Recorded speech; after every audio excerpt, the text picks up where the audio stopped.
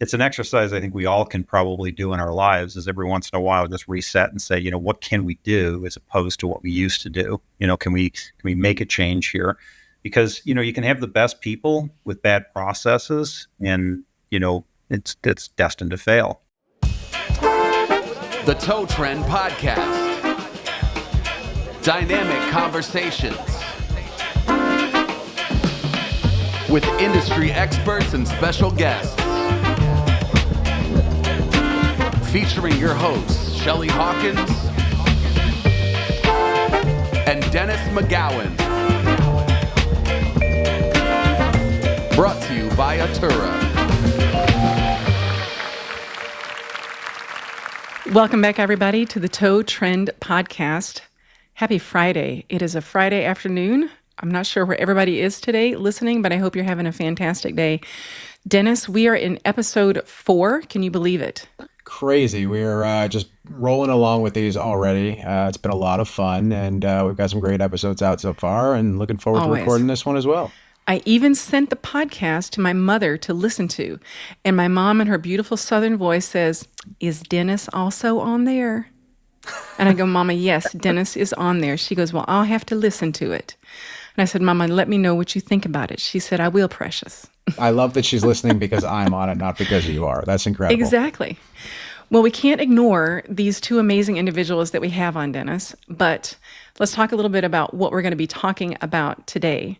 As we know that we've got so many different segments of the towing industry, the towing business that has an operational run every single day, and there's complexities, there's excitements, there's frustrations, there's profitability, and we're going to talk about all that. One of those segments of the towing business is going to be talking about today the impound yard management, what that looks like, and we brought on a couple of subject matter experts, Mr. Kevin Leigh and Konner Kelly. Welcome to the Tow Trend Podcast. Thanks for having us. Thank you. I'm going to introduce Kevin Leigh first, and Kevin, thank you so much for joining us. I met Kevin probably, 3.5 years ago, I think? Yeah. First time meeting? At an auto Fantastic. show. Yeah. Tell us a little bit about your background, where you live, where you reside today, and how you came about joining us here at Autura. Yeah. So I'm a Buffalonian, but also spent some time in Florida.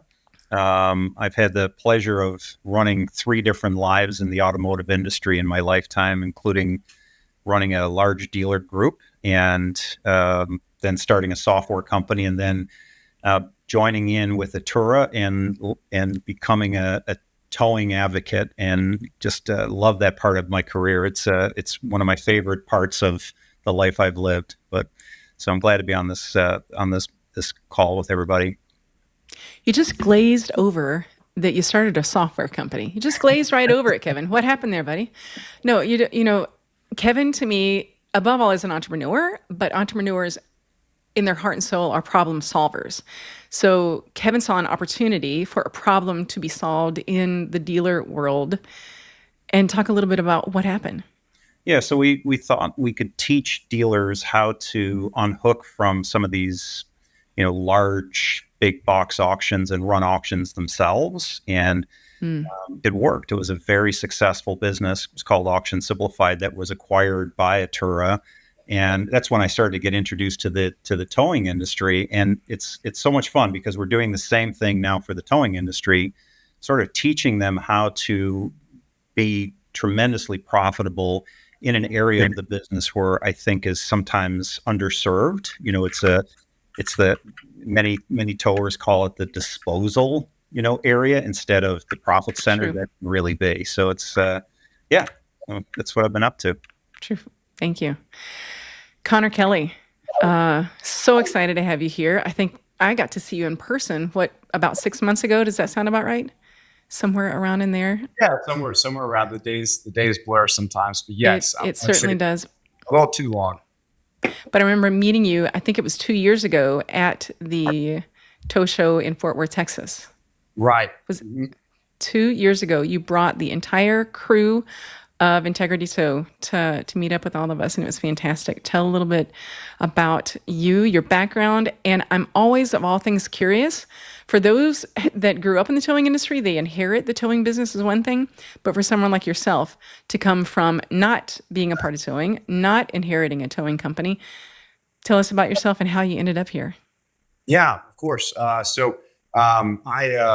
went to school in Dallas, Texas. I was born and raised there, and went to school for finance. Came out, started working for some smart folks out of Dallas who were getting their hands involved with a lot of blue collar businesses and optimizing them, rolling out SOPs, kind of the general playbook.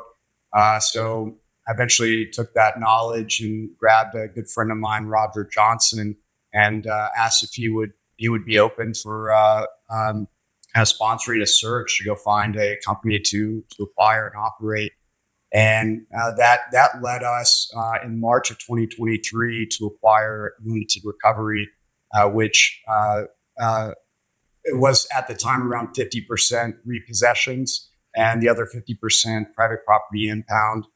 And as of March of this past year, so 2025, we took the private property impound work and we moved that into a new company called Integrity Towing Solutions, where Unlimited Recovery houses all the repo work for now.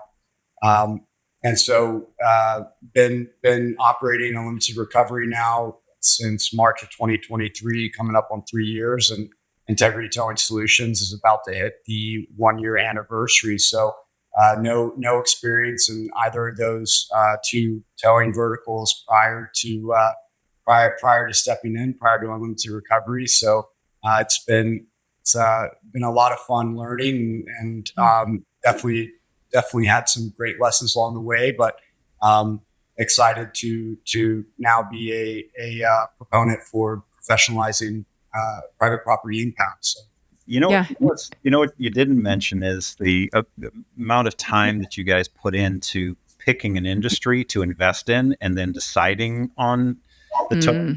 I just found that when you explained it to me one time at dinner, it just found that fascinating how you arrived at such a down to earth blue collar business from all the opportunities that you had.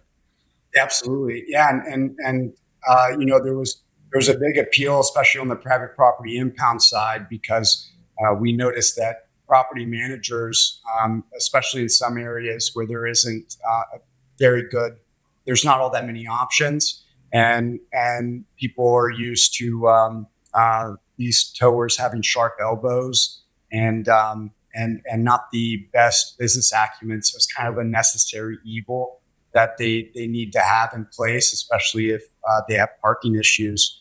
And so we saw a lot of opportunity for a company to provide another level of service to these property managers with their pain points in mind. And essentially the folks who are holding the industry back because of predatory behaviors or attitudes, just looking to be kind of something that they can be excited, a company they can be excited to partner with, instead of something that they absolutely have to do, and they hope that it's minimal friction. Yeah, I love that. It's just so exciting to talk to you and to just get a better handle on this thing that we call the impound yard management. Towers love to tow. They love to chase the excitement. They have no idea what's going to happen when the call comes in.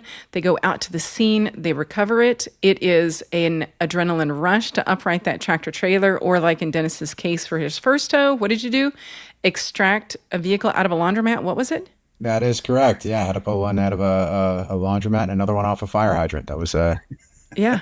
Once you get it back to the yard, first time in a rollback on my own. Here's the keys. Yes. Go figure this out. Go do it, Dennis. And he did it. But you bring it back to the yard, and it's just kind of like, well, the fun is over, and now we got this hunk of garbage sitting here, and well, now I have to do something with it, and the excitement is over. Until I've seen, like Konner Kelly, this is a gigantic profit center. We can make a lot of money if we manage this properly. Talk talk a little bit about like the day-to-day reality of managing all of these pieces and vehicles, rather, all these vehicles that are coming in, the compliance, and what kind of operational procedures that you have put in place that you found successful to maybe make this a little bit more exciting? Absolutely. And if by exciting you mean more profitable, most Money definitely. is always exciting. It's very exciting. I don't know who is not excited on payday. Come on. Impound management looks a lot different today than it did whenever we first arrived in March of 2023. And we had to get a grasp on it. The main reason is we once thought that we needed more real estate, that we needed to lease or find some more industrial land to operate on because we had constraints. And then as we started looking at the numbers, specifically the average days impounded for a vehicle before it's disposed, auctioned, taken to a picking pool, as well as the abandonment rate. So the abandonment rate's going to tell us, if we're forecasting and we're expecting more tows, we can use that number to kind of guess, okay, if we're forecasting 2 or 3 months out, and this is how many tows we're going to have, this is our abandonment rate, we need to have capacity for this. And so it by looking at those numbers at first, we realized, okay, we don't actually need to get more land. All we need to do is work on this average days impounded number. And so what is the legal requirements that we have with the state of North Carolina and with the municipalities that we operate in? And where can we trim back as much fat as possible? And so even if there's, multiple different stages, 4 or 5 different stages for the lien filing process, let's go ahead and analyze piece by piece and see if we can just get a day out of each, right? That shortens the horizon by 5 days. And what does an extra 5 days do for us space wise? And how much space can we free up? And so the process that we run now, which is nowhere near perfect, but we're constantly trying to figure out how we can tweak it to get better numbers, that indicators that we just talked about.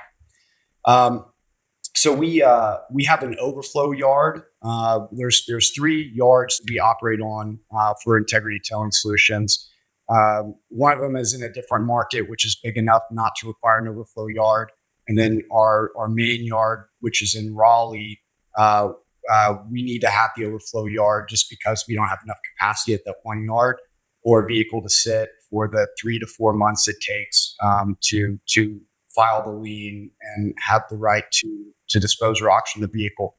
So in Raleigh, a vehicle will sit for 10 days after it gets impounded. At the 10-day mark, we have a legal requirement to file a form called an LT-260, and that just lets the DMV know that we have that vehicle. When we file that form, that's whenever we move the car, transport it from our main operating yard to our overflow yard. And the overflow yard is where that vehicle will sit until it's time for auction or disposal. In between that process, we're doing weekly inventories.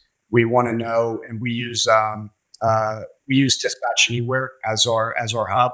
And so we use pre-printed barcodes or stickers. So every time that an agent at night, and all the trucks have these stickers, the second the vehicle is brought to the yard, a sticker is placed on the rear windshield, and that vehicle is scanned. The pre-printed QR code is scanned, is associated with the vehicle. And then once a week, someone will go out and scan each of those vehicles. The vehicles that we have in our impound that did not get scanned are then considered phantom cars. And that's shared with the team for us just to drill down into and figure out, was this a vehicle that payment was received, but it wasn't marked on the call? Was the wrong vehicle released? So we work down that phantom list on a weekly basis. And then on a monthly basis, we inventory that overflow yard. But as long as we keep the weekly audits tight, the overflow yard audit doesn't require much correction. So the big game changers for us was utilizing the stickers instead of manually having somebody type in a list of VINs into a Word document, and then just staying on top of the audits and the main concerns that we want to prevent. The number one concern is that we have a vehicle in our yard that is not in dispatch anywhere, which means that it probably wasn't reported to the police. We have not had any instances of that in a long time since we've gotten our hands around this. And then secondly, it's been with blood, sweat, and tears, but we're getting it done. And then secondly, we want to make sure that we're not filing on a vehicle. Let's say a vehicle doesn't get taken out of the system. We don't want to spend money or resources to file on a vehicle that's sitting in somebody else's driveway. And not to mention, we're a private property impound. So it's not like we have 5 glowing stars online. And so never will. Yeah. Never will. Just a part of the beast.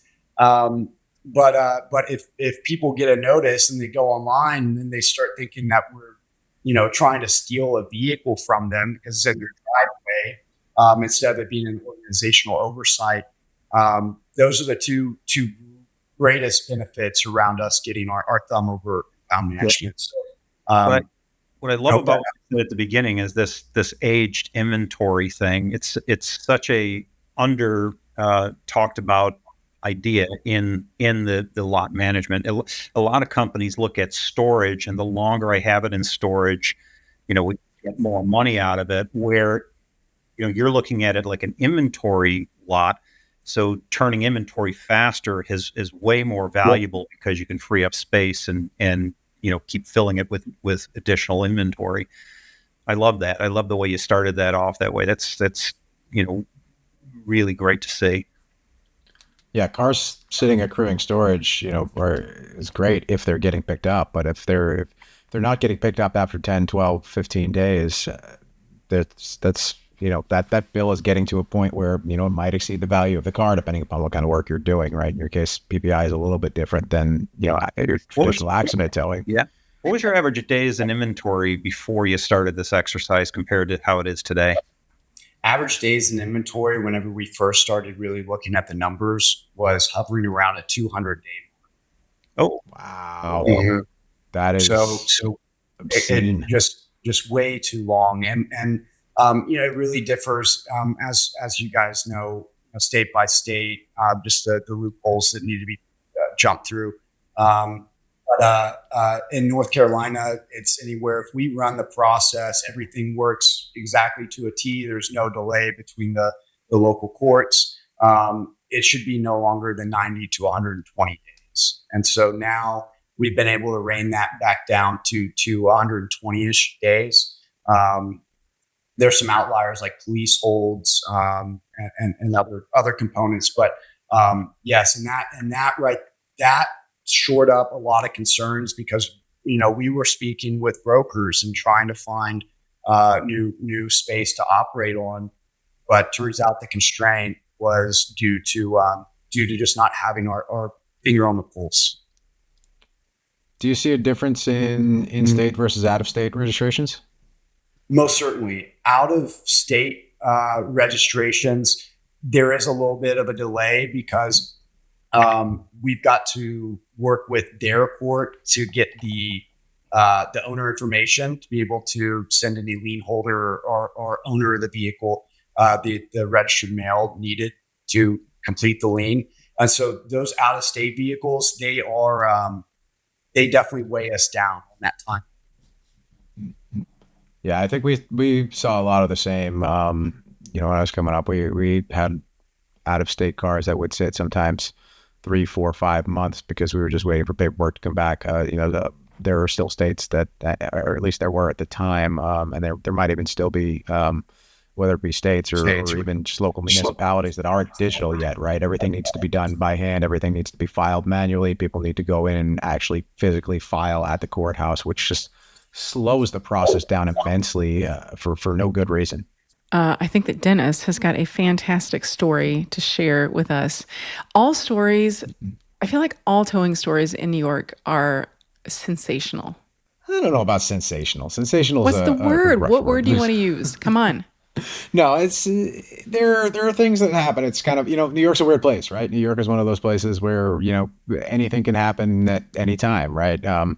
As the former mayor was known to say, right? Anything can happen at any time. You can start a business today, or you can, you can walk into a brand new business, or, you can have buildings on fire, or you can have all sorts of True. things happening, right? It's just one of those weird places. But, Yeah. when we had the highway contracts in New York City where, we were bringing in 30, 40 vehicles a day sometimes, it was a mess, right? And this was long before things were fully digital. We definitely did not have the ability to scan barcodes and QR codes and all the things that Konner's talking about here that have made life a little bit easier. But we would have cars, just actually go missing, right? The car came in, we knew it came in, we saw it come in. We saw it come in on the camera, or somebody, remembered picking up the car and bringing it in. And, you'd have to go hunting for this car. And a lot of times it was the confusion was it came in at night and it was a dark blue Honda. And, what we're actually looking for was a black Honda. And, running around during the day, well, there's none of these cars are black. Where's the blue one? Right. So yeah, those types of things would happen all the time. And if you didn't tag a car correctly coming in, like Konner just mentioned, it can either sit and be a phantom vehicle. You can lose the vehicle, or you can, the worst case scenario is you release the wrong vehicle to somebody, which happened, at least once or twice too. I remember personally having to go, do a 80-mile round trip to go to a Copart lot to pick up a car that was released to Copart that shouldn't have been released to them, and we had to, go swap it out with the car that was supposed to be there, right? So those sort of mistakes can be extremely costly, whether it be, just the time to correct the issue alone, right, is extremely costly. You got 2, 3, 4 people working on finding the car, trying to correct the mistake, going out to get the right car, bringing the other one back, all this nonsense that goes in, like the incredible amount of time wasted. It just really is what I think is the biggest issue, right? Yeah. Absolutely agree. Konner, I've got a question for you. So I've known you for a little bit. You are a very well-studied person before you make a decision to join an industry like you did the towing industry. And you talked to us quite a bit, I apologize, about data and the research that you did before you made the leap into the repossession and the private property impound sector. If you could go back, basically unpack what you know now that you did not know then. If your person now could talk to you then before you made the leap, what were some big learnings that, like aha moments? Probably putting you on the spot, but that's okay. I'll do a little soft shoe while you think about it. I would say it would be easier to make the list of scenarios that we were prepared for. That might be a shorter list. I think some of the big shock, not necessarily shock factors, but things that I weren't expecting or were a little bigger of a problem than I first anticipated. It's the stigma around private property impound, and just how much that impacts not just vehicle owners or parking violators, but how our industry or sub-industry is viewed by clients. And so there is a stigma that all tow companies are just rolling in cash and they're making. Oh yeah.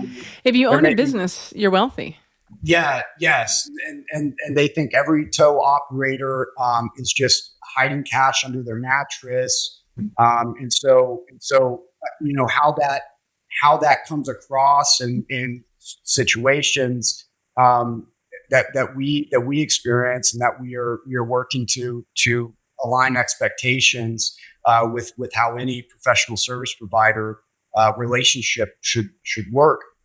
is a property manager will forget to give a parking permit to somebody, or will forget to notify us or use our portal to let us know about a do not tow. That vehicle gets towed, and then we get an email in the morning and just says, "Hey, I need you to release this car for free."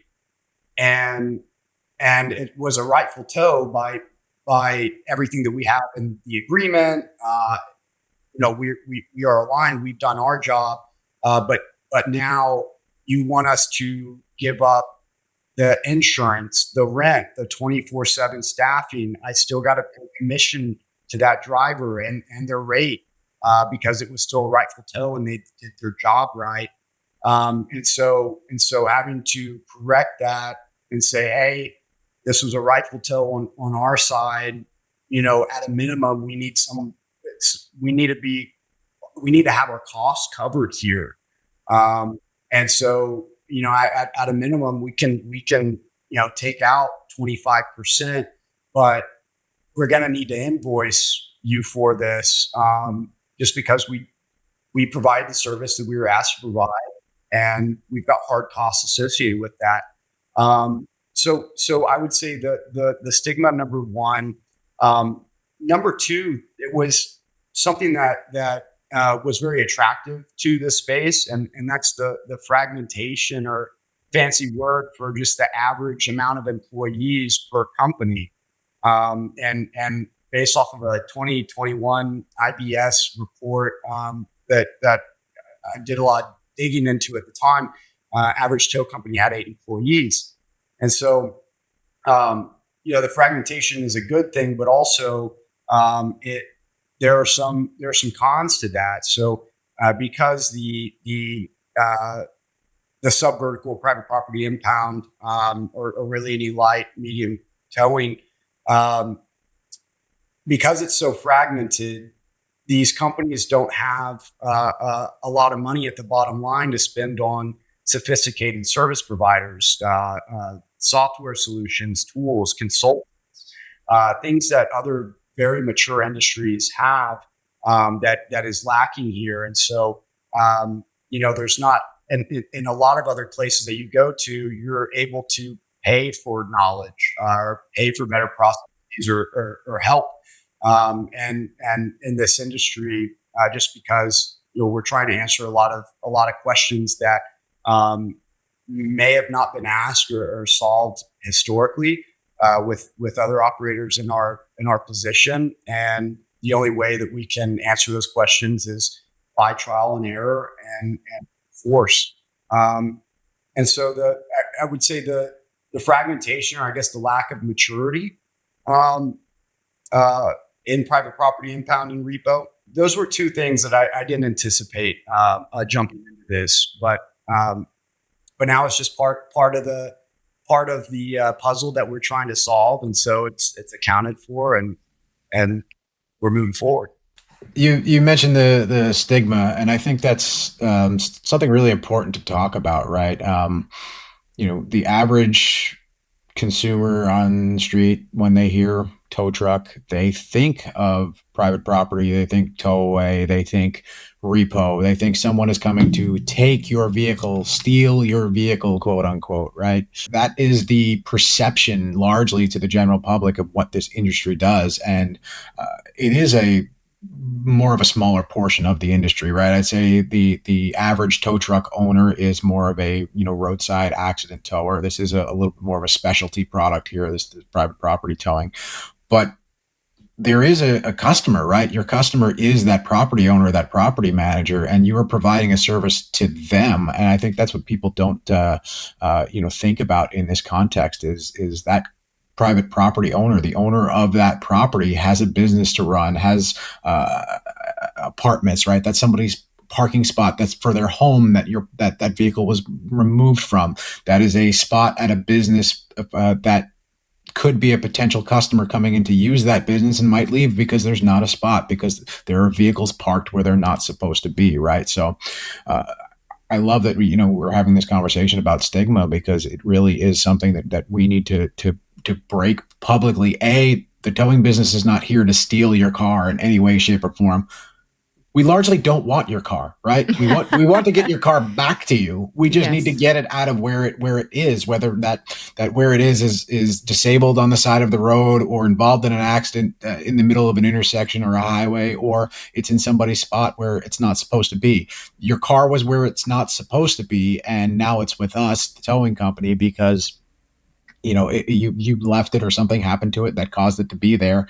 Come pick it up, come get it back. Absolutely. We don't want to hold your car. We just want to get paid for our services. A lot of that comes from the industry itself. I just think back to the used car industry, where it was fat ties and checkered pants and throw the keys so it wouldn't be able. Do you still have your ties and pants? I want to see it, Kevin. Pull it out. Come on. It's like we created our own nightmare though in both industries. And what I found was companies, just picking the automotive world for a second, companies like an AutoNation or or Carvana comes along and figures out a way of creating processes and procedures to make the business look clean and operate cleanly, and then be compliant, and then become sort of a good citizen in the market.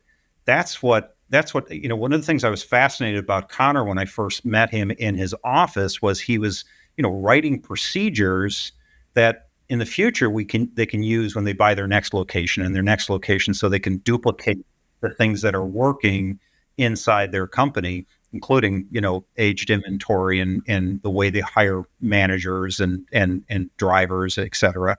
So that I think the days of us thinking of the automotive industry as crooked has started to go away, and I think the days of looking at the towing industry as predatory, I think the good towers are all rebelling against that right now, and they're all doing a really good job of representing their businesses as the professional family businesses that they are.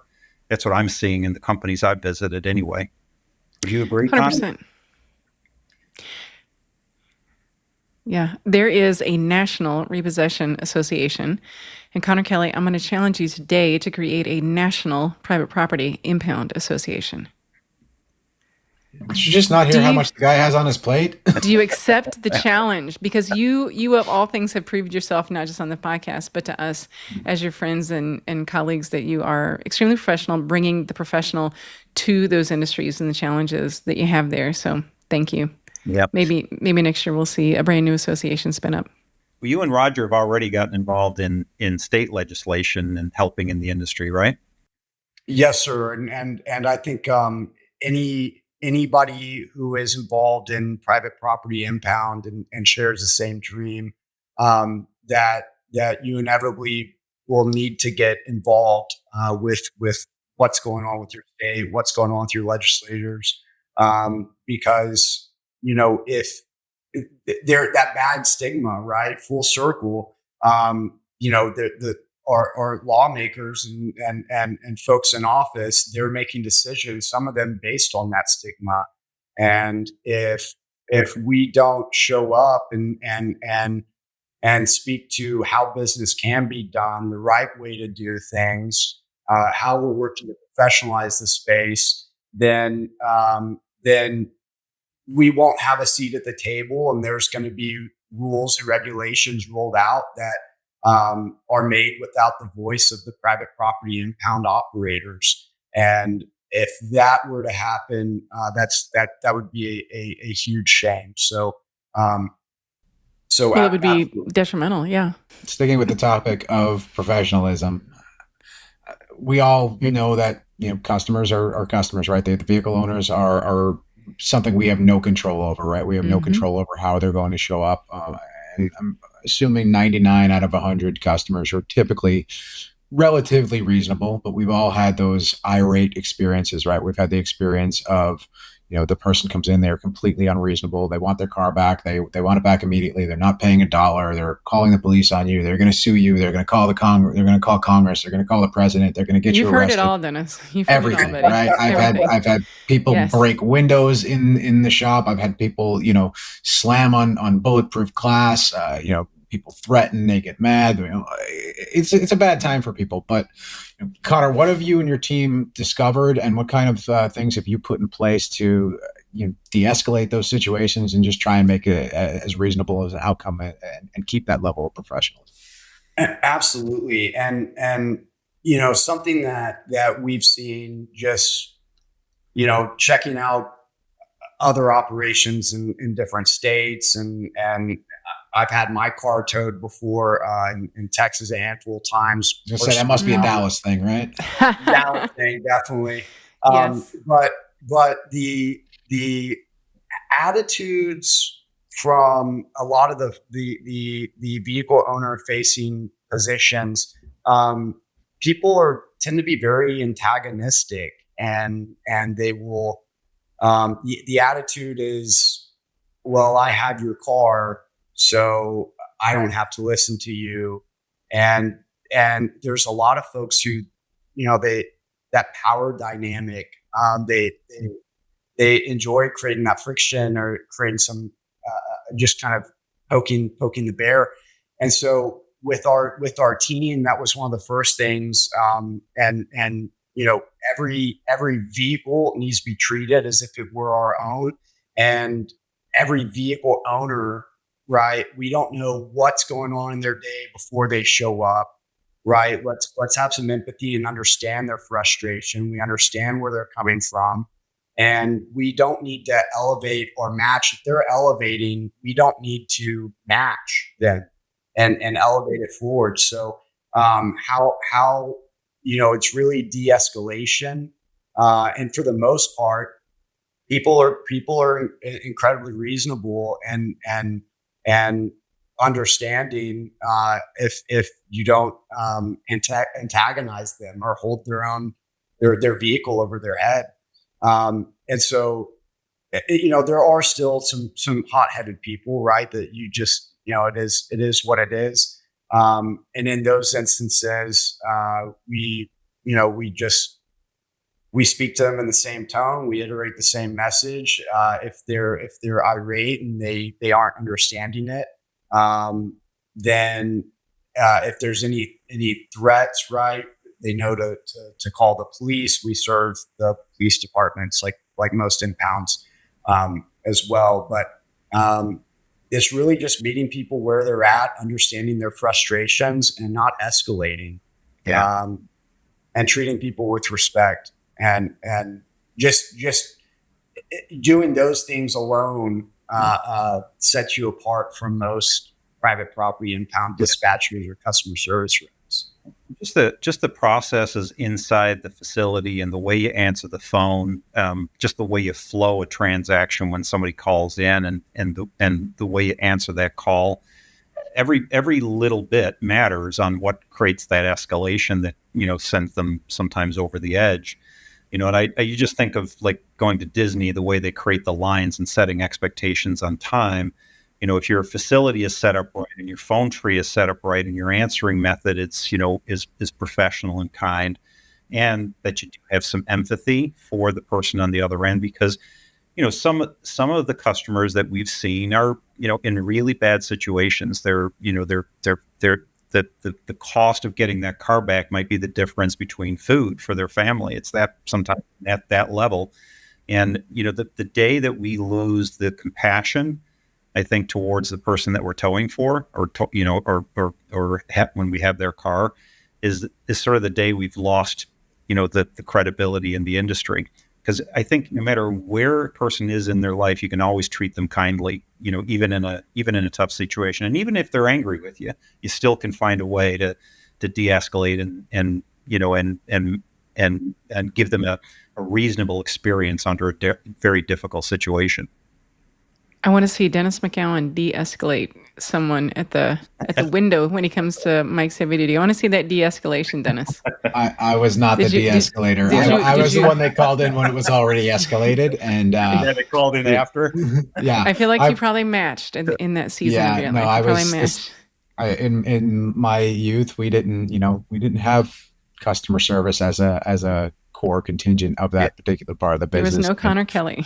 No, there was different times, right? And to Connor's point, though, there is a certain mentality. You have to do that, right? And not everybody can sit at that window. Not everybody can be that person that can just sit at that window and do that job. You do have to have a certain level of stress management, a certain ability to de-escalate and have those tough conversations without taking it personally. That was never me. I was more than happy to go move cars around the yard or whatever else and move over to the dispatch side and stay there. I was not one to deal with irate people at the window. You did not put Dennis in front of the window, and you also, Dennis is the person you never put him on speakerphone. Okay. No, that's you. We don't put on speakerphone, Shelli. That's you. Possibly. This is fantastic. I love, Konner, just talking through and unpacking all these challenges that you've had, how you've overcome them, how you're honest with us that it's still a work in progress. I love how you are just doing a deep dive on a regular basis of how we can improve. What did Dennis say? Quite frankly, we don't want your car, and how do we get out of here? And space being at a premium. You really are coming at this a holistic, untraditional way that I've ever seen before in the private property impound and repossession industry. So kudos to you. We are grateful for that. We need some change and we need some professionalism. What's great is that you've come from outside the industry a little bit, so you can, in a way, start in it from a different perspective as opposed to what we used to do. You're like, what should we do? That I think makes a bit of a difference. And it's an exercise I think we all can probably do in our lives, is every once in a while just reset and say, what can we do as opposed to what we used to do? Can we make a change here? Because, you can have the best people with bad processes and, it's destined to fail. But you put good people with good processes and good procedures in a flow, a transaction flow that the customers can understand, it tends to work. And then it's duplicatable when you buy a new location. Kevin, that was very profound. Like I wanted to write that down. If I had a rewind button, I probably would on this podcast. When I listened to it, I'm like, that was exceptional. Like very intelligent. Thanks. You'd mentioned you use dispatch anywhere for tracking. That's fantastic. I mean, in today's world, software has to be utilized if a business is going to be scaled. I mean, that is pure and simple. It does not matter what industry you come from. If every single thing and part of your business is manual, you just simply can't scale the business like you could using software.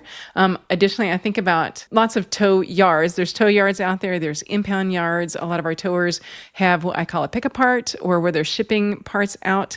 You also see towers that have a live auction on premises. Like some of them, every Monday, it's like clockwork. They've got a live auctioneer.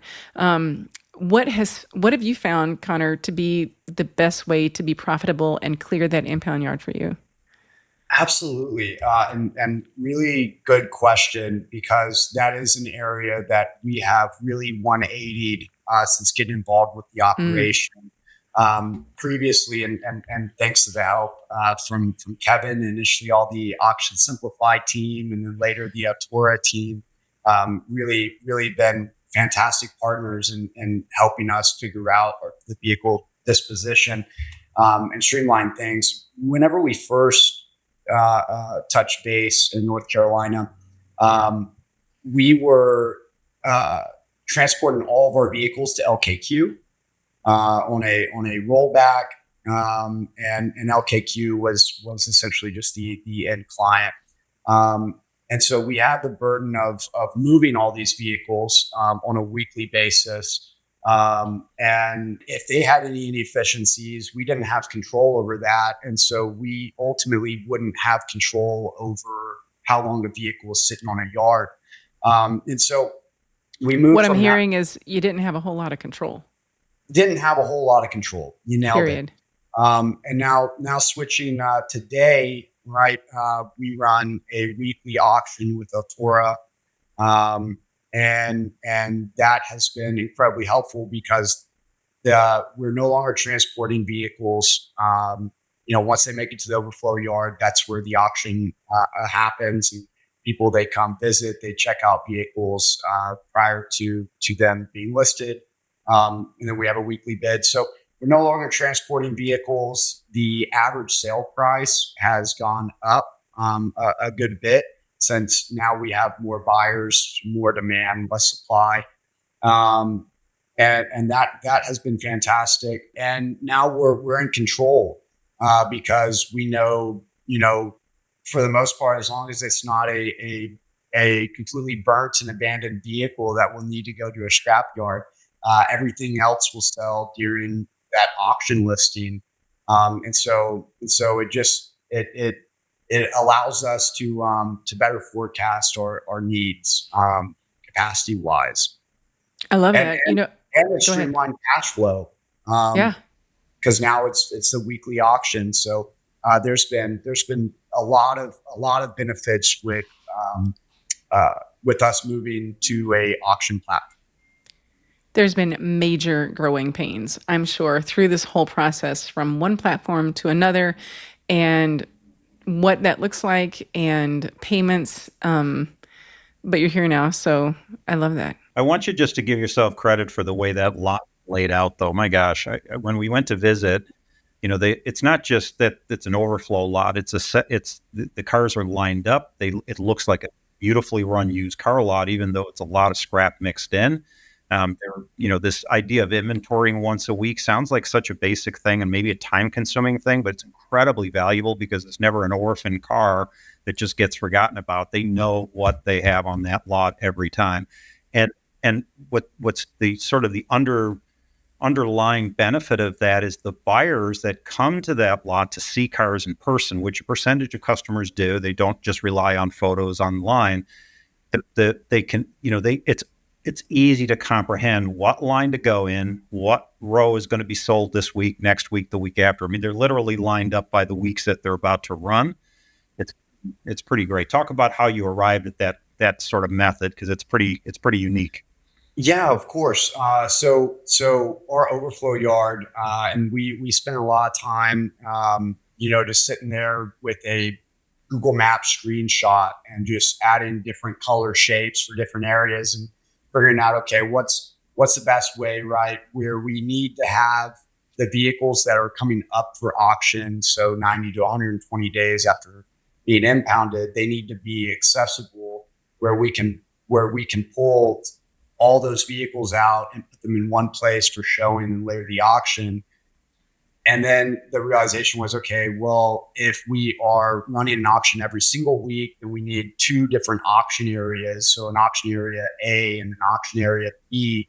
That way we're not held up if there's any pickup delays. If somebody buys a vehicle and they it's delayed and that vehicle for one reason or the other sits up until the next auction timeline, we always have a clear auction lot where we can put all the ongoing vehicles.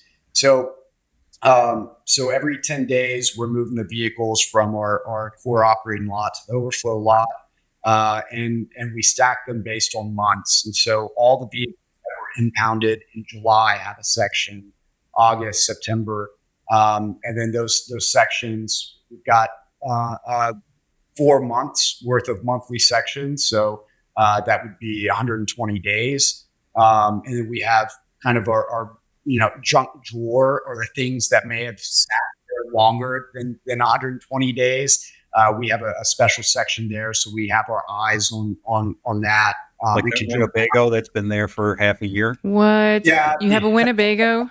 If you're listening and you need a Winnebago, contact Konner Kelly. Nobody needs a Winnebago. There's a segment of people that gut these things out and make them look glorious. Come on. We can probably do an entire episode on unclaimed RVs. My parents and have a campers Winnebago. My parents have one. They drove it across the country. Winnebagos are amazing.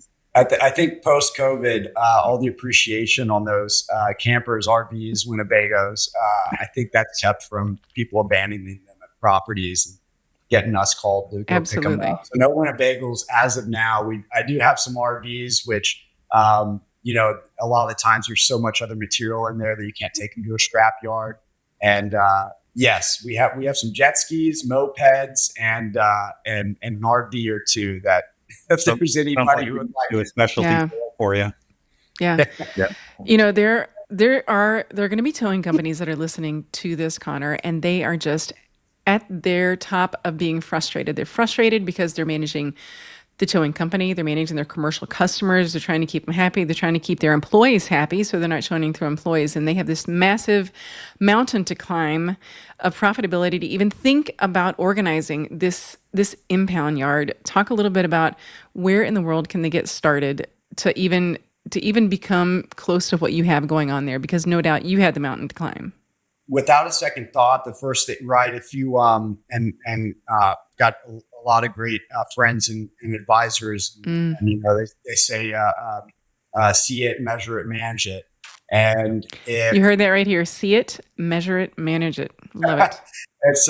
and so if you suspect that you've got an impound problem or that vehicles are aging way too long, the first step to take is just getting your numbers down. So whether you're running, if you've got a towing software, just figuring out what's the average amount of days that I have a vehicle sitting on an impound.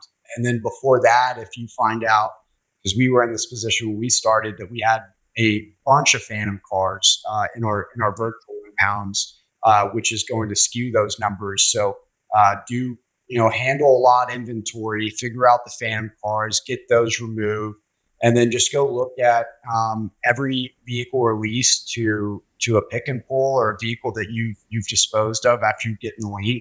How many days that's in your impound for 2025, and figure out those days. Look at your state's process or the process that you have to run, and just really take a spoon to it and carve out as much fat as possible. But getting to an accurate number for average days impounded is certainly the first step. Yeah, I would add to that when you do that initial inventory, when you're doing that reset, if you will, your 2026 reset, collect all the keys, look the cars over, make sure know what you know about the cars, because there are inside every inventory I've ever looked at, there's always a gem or two that are just sitting there that would normally just go to scrap because we're not paying attention to it. But if I have keys and the cat's still attached and it's maybe it starts, that would even be, bring a jump box. So spend a day doing inventory, do the full inventory, and get the basics of each piece of inventory. Because when you do post it online, the difference between having a key and not having a key is sometimes $600. The difference between running and driving and not running and driving is sometimes $800. The difference between taking the garbage out of that dirty car before you take the pictures might be $100. Each little thing that you do like that especially when you're doing your first one, it'll shock you. It's kind of like when I don't know if you ever got into your closet and started, just see what you got in your closet. You iron your clothes. You go, oh, I forgot about that jacket. You find these cars in your lot. You're like, oh, I forgot about that one. That's been there. And before you know it, you have a $2,000 or $3,000 car sitting in your inventory, and you look at it like inventory as opposed to storage. Again, I can't stress that mindset change enough. This is not storage. We're in the inventory business. You're running a car lot. Last in, first out. That's it. Pause here very briefly. We are talking about auction and photos and all of that good stuff that goes on at the back end life cycle. But I do want to pause here to do a little product plug. We at Autura, we have lots of different pieces of software here, but I do want to actually call out that it's more than just towing management software, more than just your Dispatch Anywhere or your top software. We also have the ability to help towers on the back end of the vehicle life cycle. The Autura Marketplace is our online buy and sell platform built specifically for the towing industry. That's what we're talking about here. That's what Kevin and Konner are talking about here on the back end. It gives operators a simple way to move inventory, specifically, again, harping on that inventory that Kevin just used again, without the hassle of hosting a physical sale, calling wholesalers, or chasing payments, or having to deal with shipping your cars to pick apart like Konner just managed and things like that. Private buyers, scrappers, recyclers can search and buy inventory directly from the largest network of unclaimed vehicles. So we have this platform that is in place. We have this really cool tool that if you're interested in finding some creative ways to move some of this inventory off your lot that is unclaimed, definitely reach out to Kevin and team. They've got some cool stuff to help you out with there. Thanks for that. I just add one thing to that. The software is good, the auction software that we have, but the buyer base, you mentioned LKQ and others in the earlier part of the call. We have some beautiful people that are buying cars from us, some big organizations, big pick and pulls, big salvage companies, and a lot of mom and pop businesses that are buying cars through our network.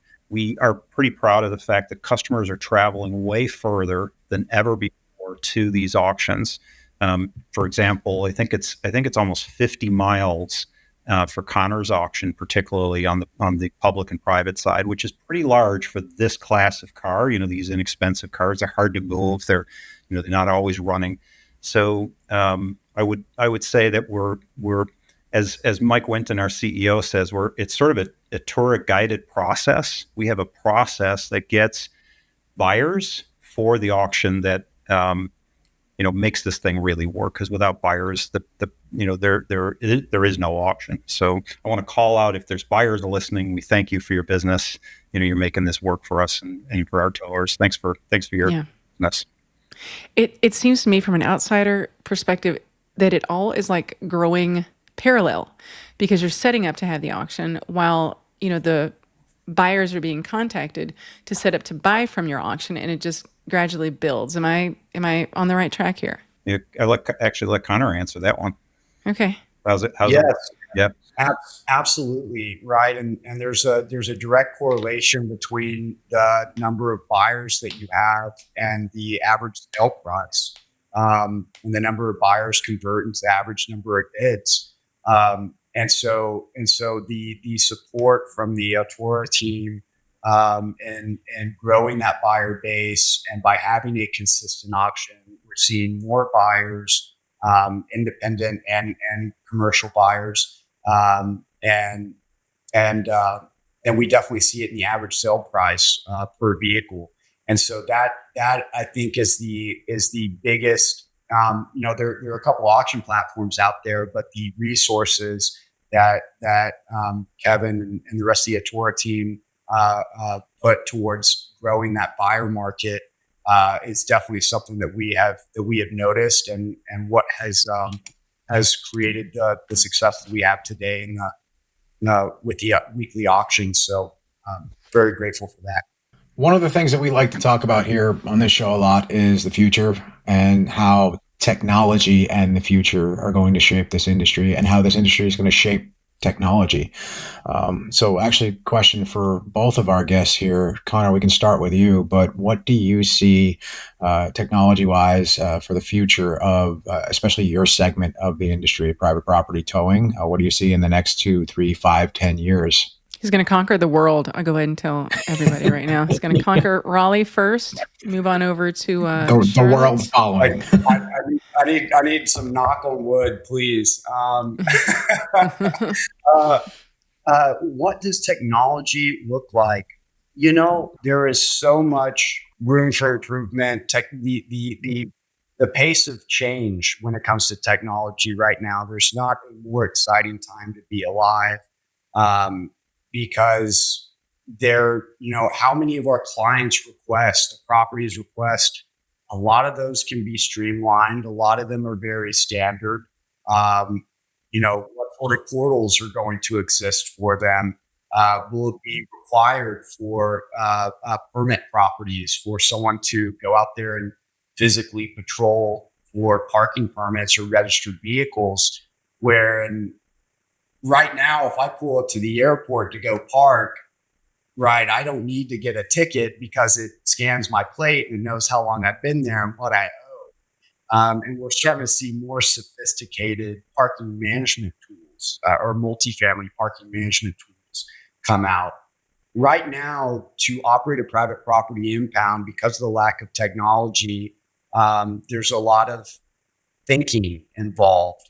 There's not very many streamlined or automated decisions. So if I'm patrolling a property and I see a vehicle there, okay, what are the illegal infractions? What sort of permit are we using for the 2026, 2025, 2026 calendar year? I think a lot of those decisions are going to be removed because we're going to get more sophisticated tools, because our friends at Autura and Traxera are going to pump out much better tools to allow us to better serve our clients with responsiveness and reduce the critical thinking required from our team to facilitate our services. I know that's very broad. 100%.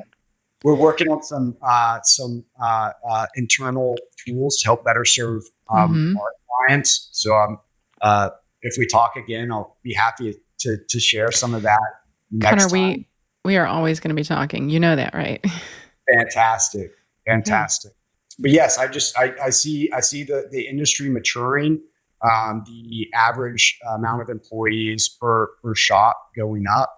And with the industry maturing, there's going to be better technology platforms, and decisions will be streamlined, and it'll be more simple to enforce parking rules and regulations that our clients want to set for their. Kevin, same question for your sector of the world. Where do you see technology in the future in the next 2, 3, 5 years or so? Yeah, so I think it's fascinating to watch the towing industry evolve, from centralizing accounting to consolidating phone systems to, just the mapping and, using LiDAR in the trucks now. I mean, just some of the things it's really interesting. Like you said, it's a fascinating time to live. I feel like I'm living in the middle of a Robert Heinlein novel. It's a sci-fi thing you can think of is just, coming out. But we still are running businesses. And, if I can use AI to make my phone system operate smarter and, and get my customers down a decision tree faster so they're less stressed by the time they get to a human, those are the kind of things that I think, we're definitely going to see a lot more AI in our industry. I know for us, Marketplace, we have a new version of Marketplace releasing a little bit further into the year, somewhere around maybe April or May. And it brings something new for us, which is the ability to launch vehicles instead of launch auctions. So we can run cars live at the moment you have the title, and just continuously have an auction running at all times instead of weekly, just always. So that buyers, when they're ready to look for a Honda Accord, and they can find that Honda Accord sometimes days or weeks before you traditionally would have it in a weekly or bi-weekly or monthly auction. So everything in technology right now is about speeding things up and creating processes that used to take people, and finding ways to use technology to not necessarily replace the people but augment the people.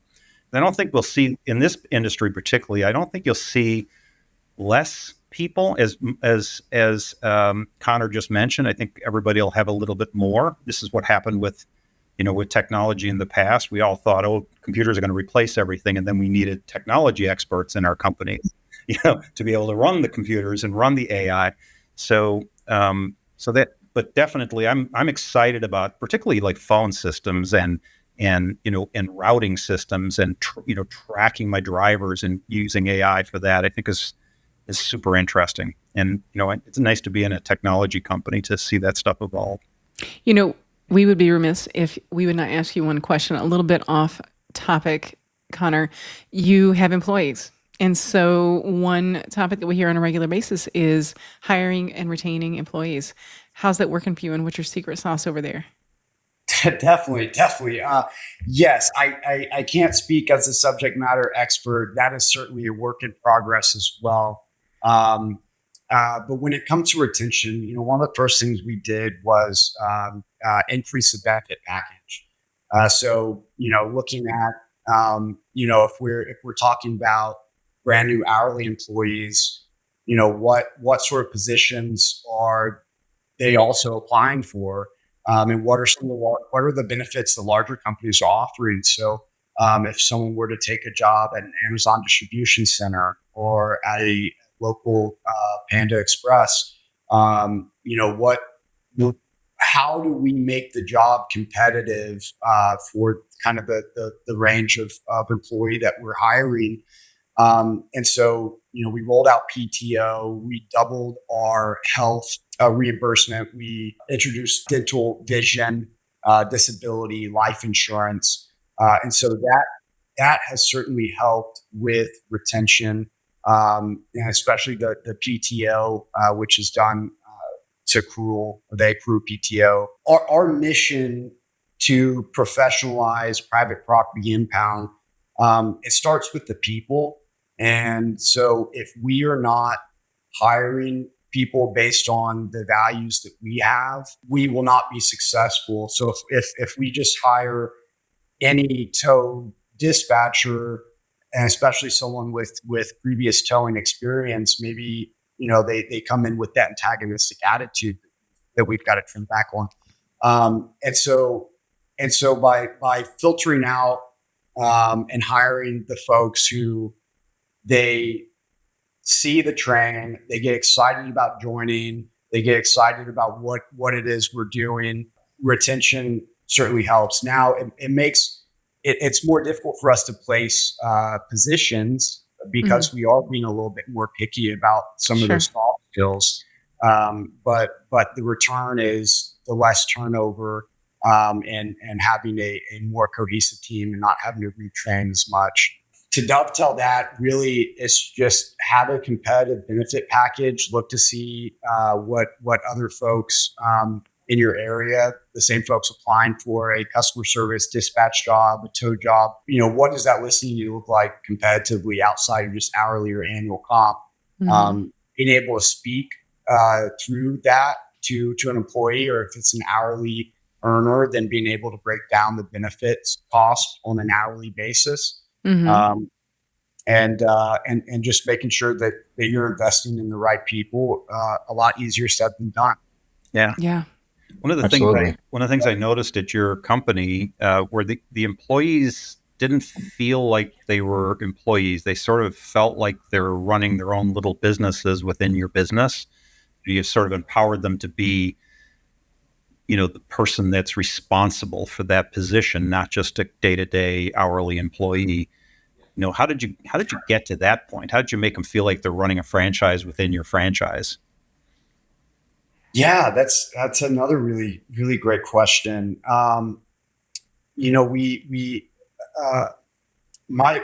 leadership and management style is not micromanagement, just because, as you guys know, there's so many different moving parts, and it would drive one person crazy if they couldn't at least trust somebody with one component and not have to think about that component. And so we really, we let people know that, hey, this is yours to run with. We'll help provide kind of the rails. But if you're stepping into a supervisor, team lead, manager position, this is really yours to run with. Please ask for help. Like if need be, or you come across anything that you don't know how to answer, but just document as you go along.